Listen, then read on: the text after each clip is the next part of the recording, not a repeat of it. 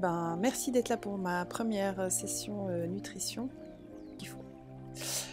Euh, et puis, euh, bon, moi on va dire, j'ai 2 dictons en tant que nutritionniste. Et puis certains comprendront les origines. Le premier dicton, c'est tout est permis, mais tout n'est pas utile. Ah, ça c'était un cher monsieur au début du siècle qui a dit ça. Donc moi je trouve que ça correspond très bien aussi à la nutrition. On reconnaît. Et je trouve qu'il a vraiment raison. En fait, même ça peut être dans beaucoup de domaines de notre vie, tout est permis en fait finalement. Mais est-ce que c'est vraiment utile de faire ci, de faire ça, mais de manger certaines choses? Après, tout est une question aussi de quantité. Lol, Paul. Eh, chut. Oui, c'est Paul. C'est notre ami Paul. Et puis, la deuxième devise, c'est en fait que je ne crois pas du tout au régime restrictif. Attention, parce que régime, c'est un mot qui peut s'employer de différentes manières. Je suis totalement contre les régimes restrictifs. Par contre, on peut parler de régime alimentaire lorsque on... comment dire? Comment expliquer ça? Dans certaines manières de manger. Voilà. Il n'y a pas besoin de se restreindre. Moi, je pars du principe que si tu veux te restreindre, c'est le pire qui va arriver, c'est que tu vas y penser encore plus et lorsqu'on ne se prive pas. Ouais, alors justement, c'est pas se priver, mais je pars du principe de remplacer. Et il y a quelque chose que t'adores, mais tu sais que c'est pas très bon pour ta santé. Bon, ok, bah, par quoi je pourrais remplacer? Qu'est-ce que je pourrais introduire en plus pour remplacer ça et qui me fasse moins de mal? Et là, on arrive à des choses incroyables. Alors, tu joues pas? Non, je ne joue pas. Je fais mon premier stream spécial nutrition que je vais faire normalement une fois par semaine. Ça sera tous les jeudis matins, de 8h à 10h à peu près. Donc voilà, bienvenue pour la première. C'est bien, ça change, bah oui, ça change. Et puis ça permet aussi de parler de ma formation que je viens d'acquérir, donc nutritionniste. Et puis ce matin, on voulait parler du sucre, mais aussi du diabète sucré. Attention, il y a le diabète 1 et le diabète 2. Ben là, c'est le diabète 2, c'est le diabète sucré. Et puis si tu as des questions au niveau nutrition, eh bien tu peux aussi enfin tous, si vous avez des questions, vous me les posez, moi je les note, et puis soit la semaine d'après, soit la semaine une autre semaine, on pourra en parler. Donc voilà, si jamais... Ah ouais, j'ai aussi du diabète de type 2. Ah welcome. Alors si tu as envie de rester, avec grand plaisir, tu pourras aussi nous partager toi comment tu le vis. C'est toujours intéressant d'avoir des personnes qui le vivent, comme Rita qui est dans le chat, qui était en prédiabète et qui a réussi à inverser la tendance grâce à différents conseils nutritionnels de sa nutritionniste. Et moi, ça m'a beaucoup intéressée aussi de la suivre, de voir comment elle avait mis en place certaines choses. Oui, ça oui. Et ça, si c'est pas trop indiscret, Indiana, ça fait combien d'années ou de temps que tu as été diagnostiqué diabète type 2? Je sais pas si le diabète ça disparaît. Alors oui, j'ai dit au début du stream, je disais on peut pas parler de guérison parce que là sinon tu passes pour un gourou. Par contre, tu peux inverser la tendance, tu peux stabiliser, et puis parce que c'est le diabète de type 2 qui est une conséquence de souvent de notre alimentation, mais ça peut aussi être une faiblesse génétique.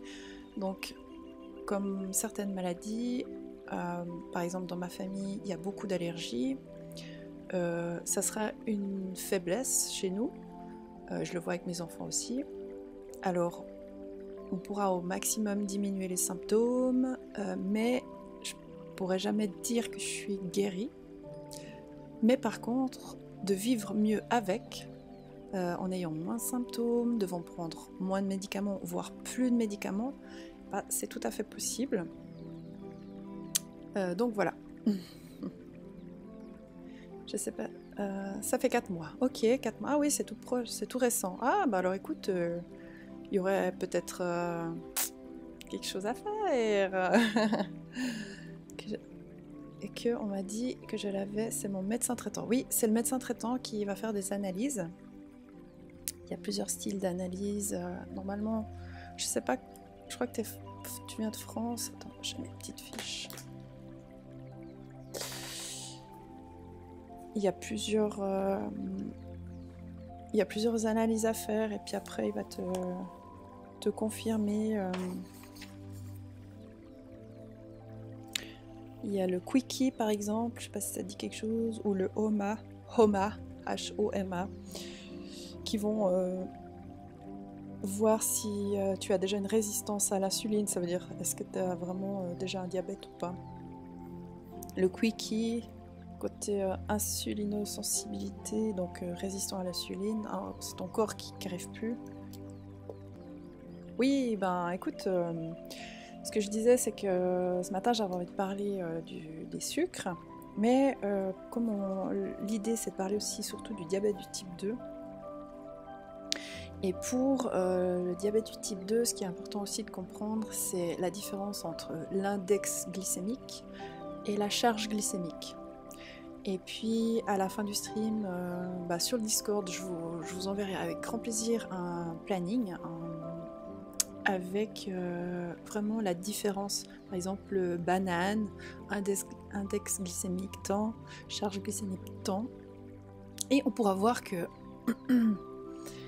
Parce que l'index glycémique, ça date des années 70, c'est quelque chose qui est assez ancré, voilà, c'est la qualité du glucose dans le sang, mais c'est sur des portions de 100 grammes. Donc c'est comment ça va monter dans ton sang. Mais sauf que ça ne prend pas en compte que tu vas peut-être manger, je sais pas, une portion de pommes de terre comme ça, une purée de pommes de terre, et puis que tu vas manger un petit bout de pastèque comme ça. Ça prend. Alors que la charge glycémique, ça va calculer aussi la quantité en grammes et combien de glucose ça va te mettre dans le sang en fait. Ce qui est quand même plus intéressant parce qu'il y a des choses qui te semblaient interdites avec l'index glycémique qui sont tout à fait possibles. Justement, la pastèque a un index glycémique hyper élevé, mais je veux dire, il te faudrait manger vraiment la pastèque en entier pour avoir le taux qui est indiqué. Et en règle générale, tu vas prendre une petite part, quoi. Enfin. Alors, oui. Donc, ce matin, on va quand même entrer un peu dans le vif du sujet. Parce que c'est quelle heure ? Ouais, c'est bientôt 9h. Donc, le diabète du type 2. Ce que je voulais aussi vous partager, et puis c'est un peu vraiment ce qu'il faut se rendre compte, c'est que d'après les chiffres, il y a 40% d'adultes en Europe, donc en Occident, qui sont en surcharge pondérale, donc qui ont quand même un surpoids. Et puis ça, c'est à cause de différentes choses. Ben, ça, vous le savez sûrement déjà. Bon, l'alimentation, oui, tout le monde sait.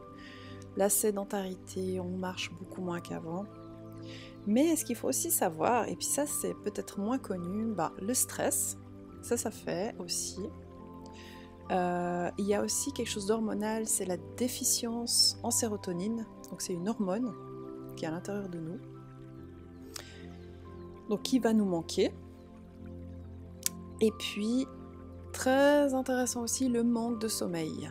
Oui, le manque de sommeil nous fait grossir. Ouais.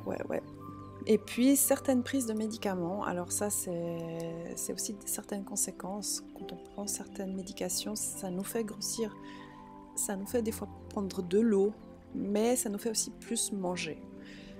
Donc il y a toutes ces choses-là qui font que vous ne pouvez pas dire à quelqu'un ah mais t'as qu'à juste un peu aller courir et manger moins. Non, non, non, parce qu'il faut prendre vraiment la personne en globalité. Comment elle vit dans sa vie, est-ce que ça se passe bien, est-ce que son patron la fait chier, puis elle a la boule au ventre quand elle va bosser, est-ce qu'elle n'arrive pas à dormir la nuit, je sais pas, elle a des enfants en bas âge, et puis bah, comme ça nous est arrivé, toutes les 2-3 heures, petit bébé se réveille, et là, voilà, t'arrives plus à dormir, donc ton corps il n'arrive plus à rentrer dans une phase de réinitialisation, enfin voilà, de repos. Ouais, alors, pour le diabète du type 2, allez, on va parler de ça maintenant. La prise en charge, en règle générale, c'est vrai que ça sera d'axé sur la prise de poids. C'est souvent en corrélation. Après, il y a des personnes qui ont un diabète de type 2 qui ne sont pas forcément en surpoids, mais souvent, c'est voilà, une des conséquences, malheureusement. Et puis, normalement, c'est le médecin traitant ou généraliste, ça dépend si vous êtes en Suisse ou en France. Mais voilà, le médecin de premier recours, enfin celui qui devrait vous avoir suivi depuis toute votre vie, ou voilà, qui va faire des analyses sanguines. Donc il va mesurer le glucose sanguin, il va mesurer l'insuline. Ce qui est important aussi, ça s'appelle l'hémoglobine glyquée. Et ça c'est très intéressant, c'est en fait le taux de glucose des 3 derniers mois. Parce que peut-être que vous avez un haut taux de glucose dans le sang quand vous êtes allé faire votre prise de sang, et puis que c'était juste une période parce que voilà, c'est Pâques et puis que vous avez mangé beaucoup de chocolat. Mais qu'en fait finalement vous n'avez pas vraiment de diabète. Mais par contre avec l'hémoglobine glyquée, vous allez voir la moyenne que vous avez eue les 3 derniers mois. Puis là, on va voir, ah bah si c'est bas, bah ouais, finalement c'était juste un excès, puis il suffit juste d'arrêter de manger les lapins de Pâques. Ou au contraire, de se dire, ah oui, bah ça fait un moment que ça dure, donc c'est déjà un petit peu installé, donc qu'est-ce qu'on pourrait faire? Tu peux voir si le glucose est trop élevé, alors grâce à une prise de sang, et alors avec mon amie Rita. Je ne sais pas si elle est de retour, elle est allée nourrir ses poules. Et en fait, avec mon amie Rita et 2 autres amis, on a commandé. Alors ça, c'est une expérience super à faire, mais après, bah voilà, c'est un petit coup. C'est possible d'acheter des capteurs à glycémie. C'est des capteurs que tu vas poser sous le bras ici. Pendant 2 semaines. Donc tu payes ça environ, alors je sais pas en France, mais en Suisse t'es à 78-80 francs pour 2 semaines. Donc voilà. Après, ça a un coût. Si tu es diabétique confirmé, normalement c'est pris en charge par la mutuelle ou l'assurance maladie. D'accord?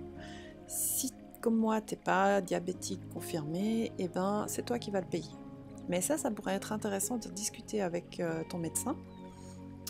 Comme tu as déjà été diagnostiqué, c'est un capteur qui se pose là, c'est la marque Abbott, A-B-B-O-T ou A-B-O-T-T, je sais plus, il y a une double lettre Abbott,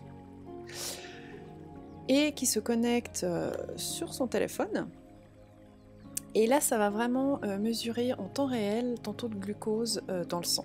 C'est vraiment intéressant. Et ça, franchement, ça a été une expérience super intéressante. Et, par exemple, j'ai été complètement choquée d'avoir un pic de glycémie incroyable, mais un truc, mais de fou, en mangeant quelque chose qui, de prime abord, me paraissait pas du tout sucré.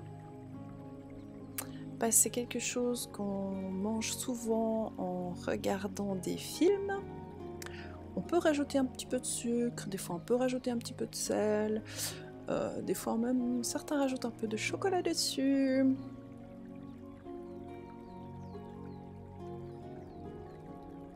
Je dois aller chez un chocolatologue, ouais.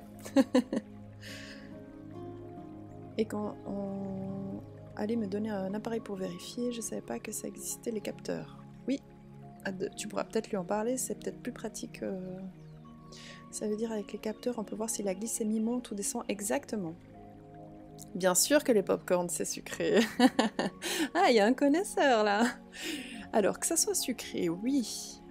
Mais que ça fasse un pic de glycémie à ce point-là élevé, ça alors je m'y attendais pas. C'est bien là en fait le problème, c'est les pics de glycémie. Manger du sucré, en fait finalement, c'est pas négatif parce que notre corps il a besoin de sucre, de glucose, il en a besoin. Déjà rien que pour réfléchir, notre cerveau il a énormément besoin de glucose. Et puis quand on fait des jeux vidéo, vraiment on a besoin de glucose. Donc les envies de sucre quand on fait des jeux vidéo, c'est normal. Le problème, c'est les pics de glycémie. C'est vraiment quand tu manges quelque chose et ça te fait une charge immense. Et la difficulté, enfin la grosse problématique, c'est que suite à cette charge-là, eh ben, ça te descend encore plus bas que ce qu'il me faudrait, donc une hypoglycémie. Et puis, la tendance qu'on peut avoir après, c'est de faire tout le temps comme ça. Pic en haut, pic, hypo, hyper, hypo, hyper, hypo, hyper, hypo. Et ça, les amis, c'est hyper épuisant. Hyper, hypo épuisant. Non, c'est hyper épuisant, vraiment. Et puis c'est là que en fait, votre corps, il va après, on appelle ça la résistance à l'insuline. C'est qu'il en peut plus. Il en peut plus de bosser tout le temps, le pauvre. Alors du coup, il va dire, oh, encore. Ouais, bon, bah, écoute, j'en ai marre de bosser, donc ouais, vas-y. Ouais, non, j'ai plus la force là de bosser et puis de descendre toujours ta glycémie, mon gars, donc oh là là, je crois que je vais aller me reposer. Et du coup, le corps, il a plus envie de bosser, quoi, parce qu'il a trop bossé, le pauvre. Ça dépend combien de popcorn tu manges. Bon. Écoute, je me suis pas... j'ai mangé un bol de popcorn et j'ai vraiment eu une grosse pique de glycémie. Donc, pour dire la portion était normale, et je me suis resservie une deuxième fois, j'avoue. Mais par rapport à d'autres aliments qui ont un goût sucré, où tu te dis, oula, là, c'est vraiment très sucré, ben non, c'était vraiment impressionnant. Et puis donc, une des premières choses à faire, bon, on aime tous le sucre, hein. Moi la première, addict, c'est justement de diminuer ces pics de glycémie. Et il y a une manière de manger certains aliments sucrés. Par exemple, quand tu manges quelque chose de... Par exemple, quand tu manges un repas, eh bien, voilà, tu manges quelque chose, protéines, glucides, lipides, voilà, tu manges de tout, super. À la fin du repas, si tu manges directement ton dessert sucré, eh bien, il va être très bien absorbé par ton corps. Il aura très peu de pics de glycémie. Par contre, si tu attends 2 heures et puis que tu prends ton dessert pour les 4 heures, on va dire, enfin pour les 3 heures, et bien là, tu auras un monstre pic de glycémie parce que pourquoi tu l'auras mangé ton sucre, tes sucres, en fait, tout seul. Donc là, il y aura la bombe extraordinaire. Et coucou Iti, bienvenue à toi. Faut manger, c'est bon pour la santé, sinon on meurt. Oui, alors, oui et non. Hein, on peut vivre sans manger plusieurs jours. J'en fais régulièrement l'expérience. Donc, comment manger du sucre? Parce que c'est important de manger du sucre, je disais avant, c'est... Le corps en a besoin. Notre cerveau, il en a vraiment besoin, surtout quand on stream. Vraiment, surtout quand on stream, c'est un bon exemple. Mais comment le manger pour éviter ces pics de glycémie? Par exemple, on peut voir aussi que certains aliments, tout dépend comment on va le cuire, il va faire un pic de glycémie beaucoup plus élevé. que tout dépend de la cuisson. En règle générale, plus on va cuire quelque chose, et plus sa charge glycémique va augmenter.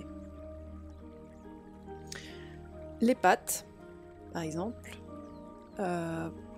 pour diminuer ce pic de glycémie, essayez de les cuire de manière al dente. Plus vous allez les cuire longtemps, puis vraiment le truc... et plus là, vous allez manger vraiment quelque chose d'hyper sucré. Donc, ouais, la cuisson des pâtes, il y a la cuisson, et puis il y a aussi avec quoi on mange. Avec quoi je mange, comme je disais, est-ce que je mange un dessert tout seul au milieu d'après-midi, ou est-ce que je le mange juste après le repas, par exemple, ce qui évitera un grand pic de glycémie.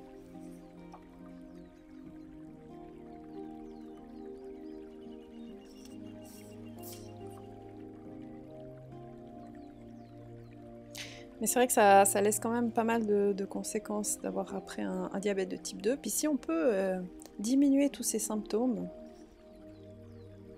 c'est vraiment intéressant. Et puis,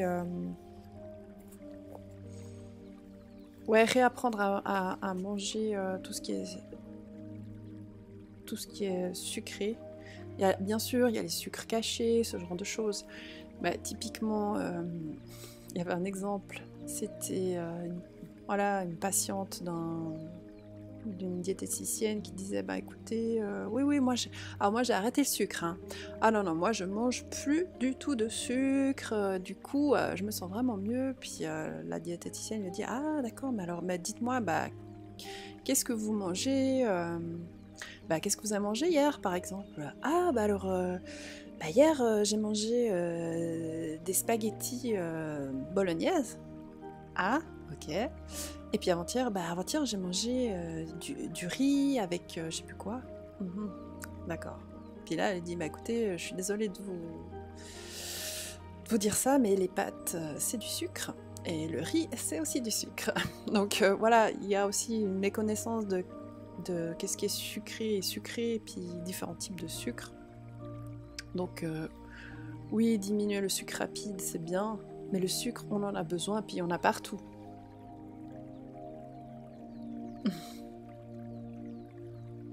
C'est ce que j'expliquais. En fait, quand tu vas avoir un pic de glycémie, que tu as mangé beaucoup trop sucré, en fait, ton corps va faire un pic de glycémie. La conséquence, c'est qu'il n'a pas tout à fait le temps, il va surréagir, donc il va t'emmener en hypoglycémie. Et en hypoglycémie, qu'est-ce qui se passe? Eh ben, t'as faim, alors que tu viens de manger. What? Donc, dans l'idéal, ça sera vraiment c'est normal d'avoir des pics de glycémie, de redescendre, etc. Ça fait pas. Tout au long de la journée, on a ça. Mais des pics trop élevés amènent des hypoglycémies beaucoup trop basses. Ça épuise. Et quand tu es en hypo, ça donne faim. Du coup... c'est un peu un cycle infernal, on va dire. Et on le voit très très bien, par exemple, chez les enfants. Les super déjeuners que tu vois à la télévision. Alors bon, chez les enfants et certains adultes, pardonnez-moi, oui, des fois ça m'arrive aussi. Le bol de céréales, hyper sucré, avec du lait, hyper sucré. Ou même les tartines, avec du pain blanc, hyper sucré. Avec du beurre, glucides, lipides et de la confiture hyper sucrée. Tu leur donnes ça le matin, à 7h, avant d'aller à l'école. Super, ils partent, ils sont en pleine forme et tout. Ouais, ils arrivent à l'école. Ouhou. Toi, ça te tient pendant 1 heure, allez, 1h30. Et après, bam, t'as le monstre coup de barre et tu vois les enfants, ils sont là. Ils sont en train de s'endormir sur leur chaise. Ah, heureusement, à 10h, il y a la pause. Ouais, on va le remplir de nouveau de sucre. Petit casse-croûte super sucré. Yeah, ils reviennent en classe. Enfin voilà.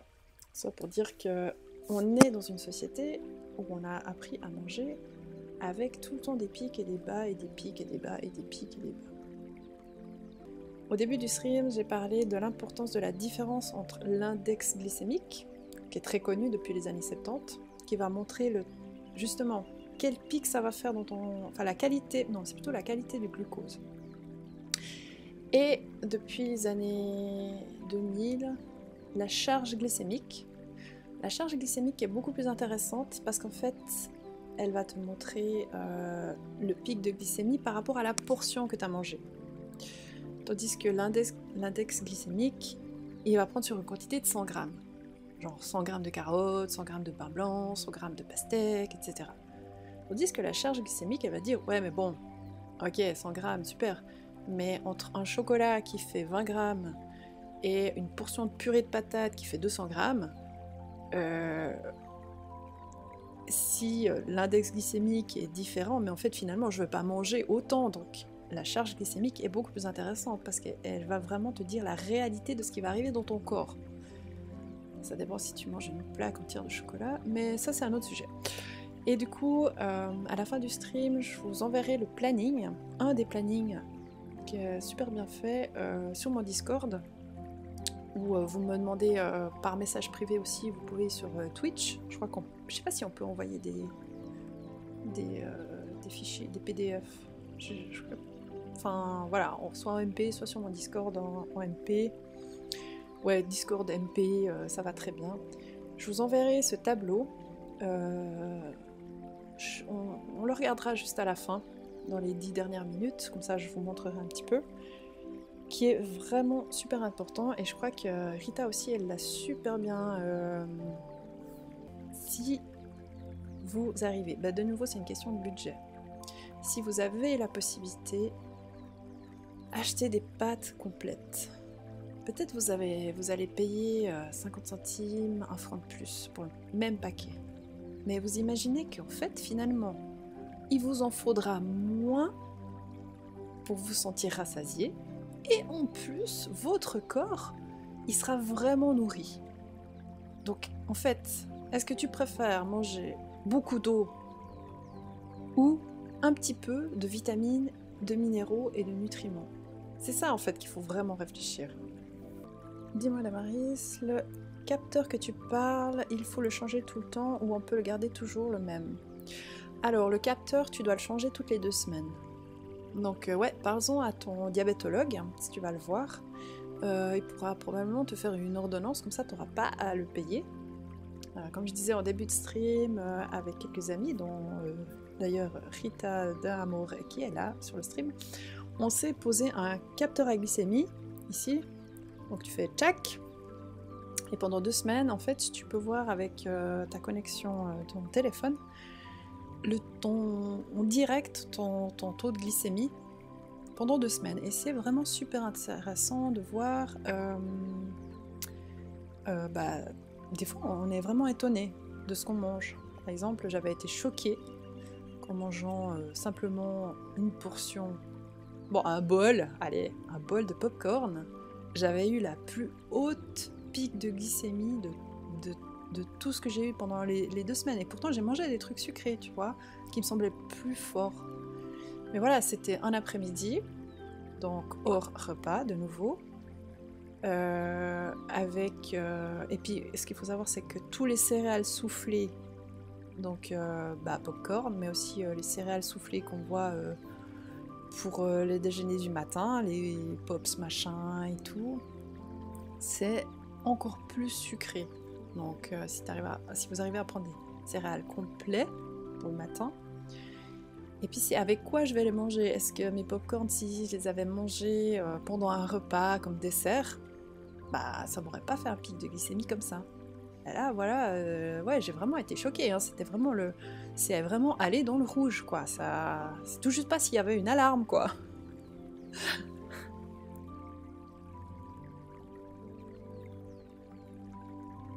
C'est dégueulasse de faire ça envers ces animaux. Et après tu dois changer, ouais. Oh, on est du même département, ok. Excellent.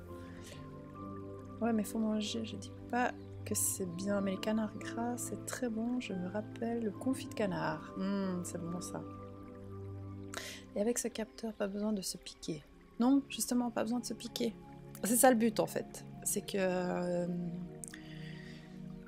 Tu peux avoir une sonde, mais tu peux avoir aussi le fait de te piquer tout le temps sur le doigt pour vérifier. Puis là, avec ce capteur, bah, c'est super intéressant parce que tu l'as vraiment en direct. Donc t'as pas besoin de te piquer. Il faut juste avoir un téléphone, parce que là, normalement, le 99% des gens ont en Occident, qui peut avoir une application. Tu dois télécharger l'application, tu dois activer ton Bluetooth. Oui, alors ton Bluetooth sera activé non-stop. Et du coup, tu pourras voir ton taux de glycémie. Et c'est normal que ça monte, ça descend. Hein, c'est pas, voilà. L'idéal, c'est que c'est d'éviter les trop hauts pics qui passent dans le rouge et les trop basses hypoglycémies. Si jamais je t'assure que c'est un jeu d'enfant, moi j'ai peur des piqûres, mais là j'en ai rien senti. Non, tu sens rien, vraiment. C'est mieux que de tuer un taureau dans une arène. Ouais. On va pas trop rentrer dans le débat. Ça veut dire que si le capteur voit que le taux, ça donne une alarme. Alors, oui et non, tu peux mettre une alarme, mais le but, c'est aussi de toi de voir. Je crois que tu peux le faire sonner. Tu peux lui dire qu'il sonne. Moi, j'avais pas mis parce que, voilà, déjà, je suis pas en diabète, ni en prédiabète, mais peut-être ça peut être aussi intéressant si tu as une petite alarme, où ça vibre, tu vois, de te dire, ah bah là, ce que tu viens de manger, c'est un peu trop exagéré.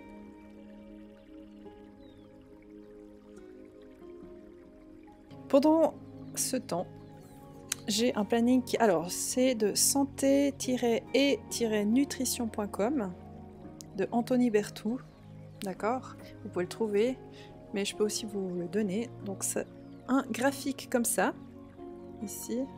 Hop, plus là, voilà. Peut-être préciser de temps en temps ton examen aussi, ou une commande pour ça, pour montrer que tu ne parles pas. Ah oui! Oui, exactement. Merci, Iti, t'as raison.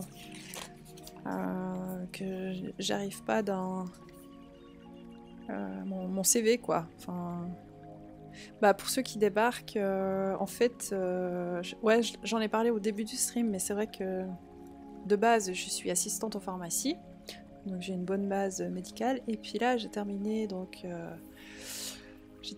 mes examens de nutrition. Du coup, je me lance en tant que nutritionniste et conseil diététique. Ouais, tous ceux qui sont en rouge, c'est super bon. Non, alors, index et charge glycémique des principaux aliments glucidiques, donc sucrés. Je vous le lis, hein, puis après vous le lirez. L'index glycémique d'un aliment est calculé en mesurant l'effet sur la glycémie de 50 grammes de glucides. J'avais dit 100 grammes, mais c'est 50 grammes. Contenu dans un aliment par rapport à son ingestion. Voilà, il permet de classer les aliments selon des valeurs comprises entre 0 et 100. 100 étant la plus élevée, c'est le pain blanc.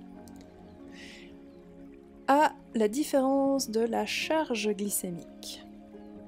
Corrèle l'index glycémique d'un aliment à la quantité de glucides présents dans la portion d'un aliment étudié. Ça veut dire par rapport à la quantité que je vais manger.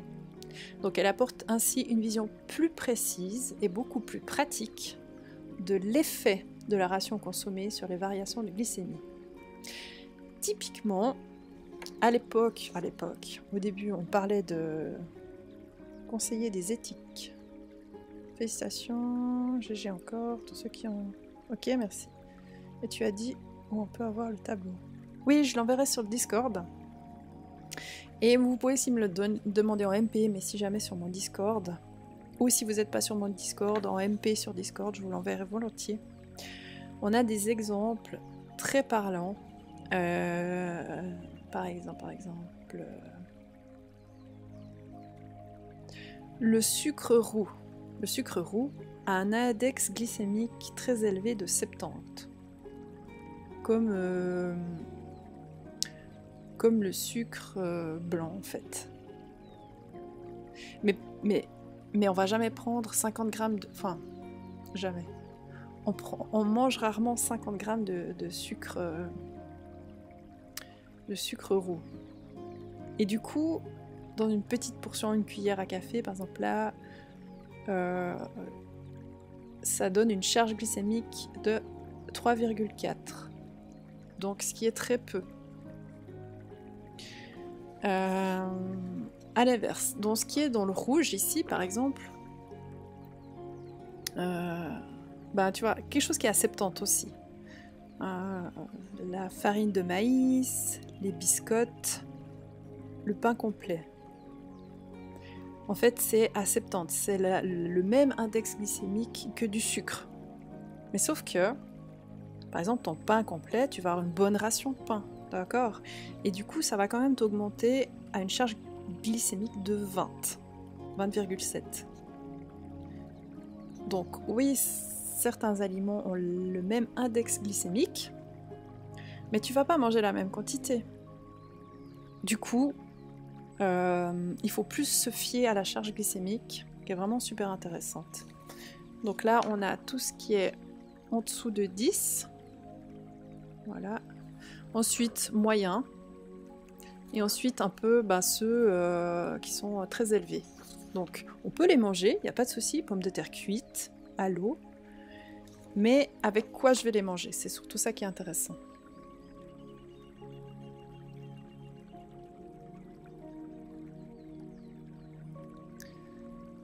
Et sur certains aliments, il faut faire attention. Tu as des ajouts de sucre, de saccharose, sucre chimique. Oui, c'est ça. Le sucre roux vole votre âme. Méfiez-vous. Va des rétro.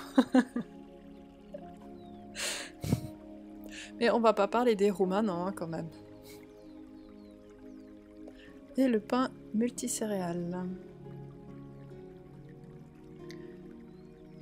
Le sucre roux est naturel. Le sucre roux est naturel, le sucre blanc, c'est issu de la betterave et il est plus mauvais que le roux, c'est clair. Faudrait ne plus faire des farines blanches. Mais oui, exactement, les farines aussi, très important si vous pouvez prendre des farines complètes. Et j'ai aussi découvert les farines complètes qui sont... comment on appelle ça?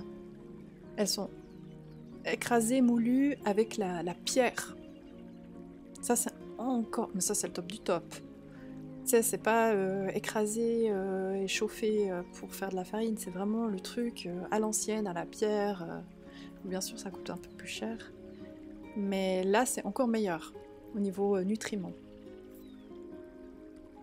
Je ne suis plus qu'un spectre. Ok, j'ai pas la ref. C'est un marché noir. Après, les âmes volées sont revendues à des diabétiques qui les refilent à des roux. C'est dangereux. Manger plus de sucre roux, aider nos camarades humains et partager. Ok.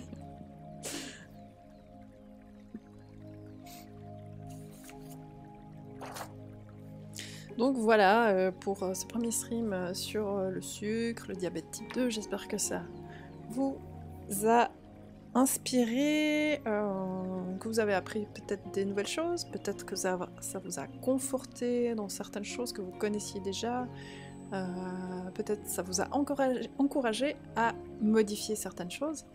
Et comme je disais au début de mon stream, ne vous privez pas, mais changer, ça veut dire ok, ça c'est pas bon pour ma santé, je peux en manger de temps en temps, c'est super, mais par quoi je pourrais remplacer? Essayez de remplacer. Vous pouvez tester des trucs, hein. Moi j'ai dû tester plusieurs choses avant de me dire ah tiens, ça me plaît bien pour remplacer certaines choses. Ben, on parlait du chocolat. Typiquement, je veux pas vous mentir, mais le chocolat au lait, c'est pas forcément l'idéal. Le mieux, pour la santé, si on est addict au chocolat comme moi, c'est de manger du chocolat noir. Pourquoi? Parce qu'il y a moins de sucre et il n'y a pas de lait. Et du coup, c'est meilleur pour la santé. Du coup, on peut en manger plus. Ne vous privez pas, mangez quand même du chocolat. Amen.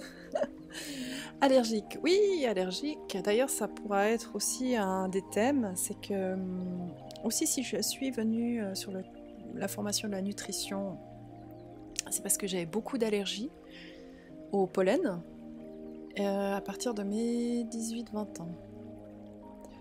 Et là, depuis plusieurs années, ça diminue parce que j'ai mis en place certaines choses et même...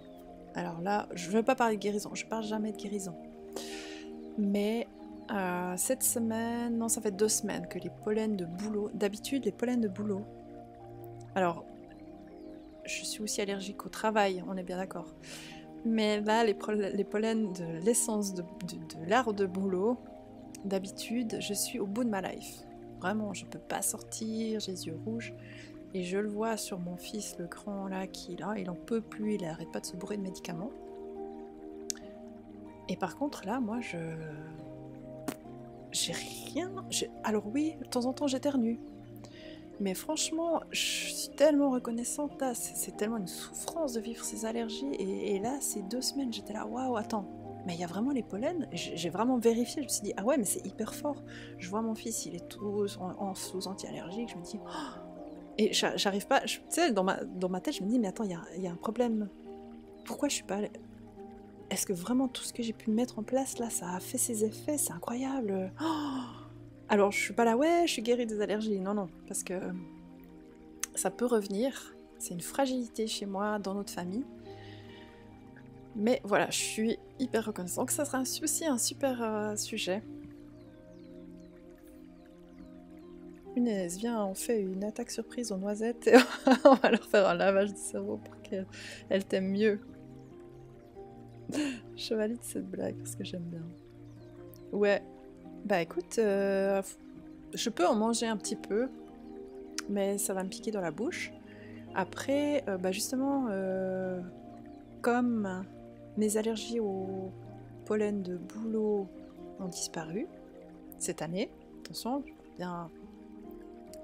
je prends toujours des pincettes, il faudrait que j'essaye de remanger des noisettes et des noix pour voir si ça a aussi eu le même impact au niveau buccal. Niveau santé, tu auras des sujets de live à profusion. Oui, c'est trop cool. Ouais, et puis surtout vos questions. Vos questions sont super intéressantes et puis partagées, donc voilà. Bon, on va s'arrêter là, c'est déjà 10h13 les amis. J'avais dit jusqu'à 10h. Cet après-midi, je vais aller rechercher mes 2 petits derniers, mes petits loups chez mes parents, donc voilà. Tout un programme et j'ai eu vraiment beaucoup de plaisir de partager avec vous. Merci d'avoir été présent pour cette première. Ça m'a fait chaud au cœur. Et j'espère vous retrouver jeudi prochain de 8h à 10h. Voilà, prenez soin de vous. Mangez du chocolat avec parcimonie. Non, avec modération. Je sais pas si vous le connaissez. C'est un ami assez sympa, il est partout. Il s'appelle Modération. Donc voilà, allez-y. D'ailleurs, ah oui, il faut que j'ai fait une petite commande apéro. Je sais pas si ça va fonctionner.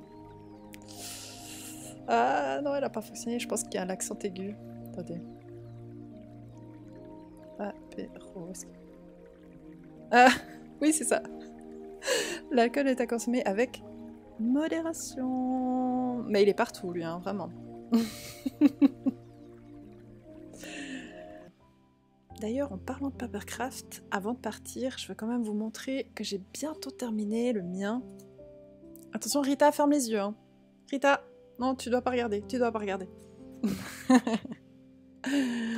Regardez mon Totoro. Il est bientôt fini. Voilà. Que j'aime aussi faire du Papercraft, je trouvais. Il est beau, ouais, il est beau. Hein. Et puis, je dois encore faire le... Hop là. Je dois finir son parapluie. Mais je dois coller avec la colle chaude, mais ça, j'ai pas. Je dois voir. Quelqu'un me prête quelque chose pour faire la colle chaude. Merci pour tes GG. Papercraft. Oui, Marigori. Il a ses périodes, il dit. Modération. Et parcimonie. Parcimonie. Monnaie. Ne parlons pas du Papercraft. J'ai fermé les yeux, mais j'ai vu le parapluie. Oh non! Ferme tes oreilles, Rita, ferme tes oreilles. Attends, ferme tes oreilles. En fait, c'est un cadeau, le papercraft de Totoro pour une amie. Elle le sait pas encore, je crois, mais elle va le savoir. Voilà. Bon, allez. Sur ces belles paroles, oui, je vous enverrai le planning des index et charges glycémiques. Et puis, je trouverai un sujet pour la semaine prochaine par rapport à toutes vos questions. Vous pouvez aussi poser vos questions sur le Discord spécial nutrition. Ouais, tut. Même sous la torture, on ne parlera pas.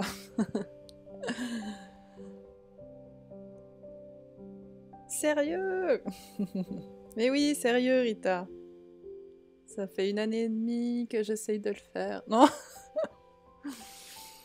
Oui. Bon, allez, je vous passe mon overlay de fin. Et je vous souhaite une toute belle journée. Prenez soin de vous. Et puis, faites-vous du bien. Et puis, à la semaine prochaine. Allez, des bisous. Cette fois, c'est bon, hein. Bye bye.